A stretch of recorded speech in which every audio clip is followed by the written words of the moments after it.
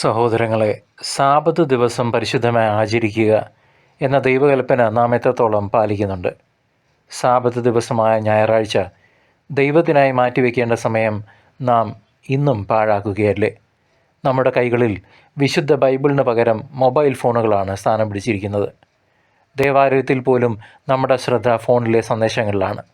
ഇത് നമ്മെ തന്നെ ദൈവമായി പ്രതിഷ്ഠിക്കുന്നതിന് തുല്യമല്ലേ?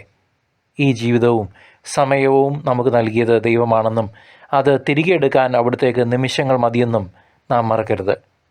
കുറഞ്ഞ പക്ഷം ഞായറാഴ്ചകളിലെങ്കിലും ഫോൺ വീട്ടിൽ വെച്ച് വിശുദ്ധ ബൈബിളുമായി ദേവാലയത്തിലേക്ക് വരാൻ നമുക്ക് സാധിക്കണം.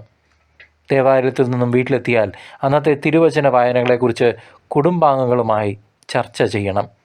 നമ്മുടെ കുട്ടികളോടും യുവജനങ്ങളോടും ദൈവവചനം പങ്കുവയ്ക്കാൻ സമയം കണ്ടെത്തിയേ തീരൂ. ഇന്നത്തെ തലമുറ വഴിപഴച്ചു പോയിക്കൊണ്ടിരിക്കുന്നു. കർത്താവിൻ്റെ ദിവസം നമ്മുടെ ലൗകിക കാര്യങ്ങൾക്കായി ഉപയോഗിക്കരുത്. നമ്മെ കണ്ടാണ് നമ്മുടെ മക്കൾ വളരുന്നത്. അവരെ കണ്ടാണ് അടുത്ത തലമുറ വളരാൻ പോകുന്നത്.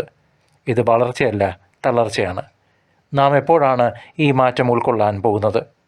കർത്താവിൻ്റെ മടങ്ങിവരവ് തീർത്തും അപ്രതീക്ഷിതമായിരിക്കും.